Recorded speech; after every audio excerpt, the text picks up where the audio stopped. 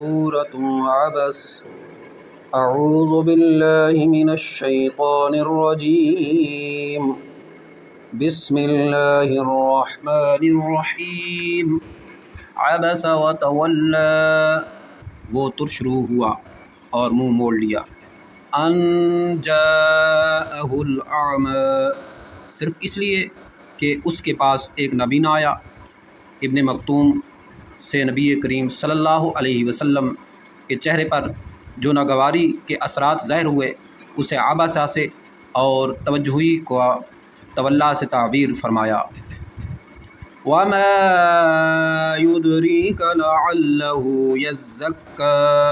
تجھے کیا خبر شاید وہ سنور جاتا، یعنی وہ نبینہ تجھ سے دینی رہنمائی حاصل کر کے عمل صالح کرتا جس سے اس کے اخلاق اور کردار سنور جاتا اور اس کے باطن کی اصلاح ہو جاتی اور تیری نصیحت سے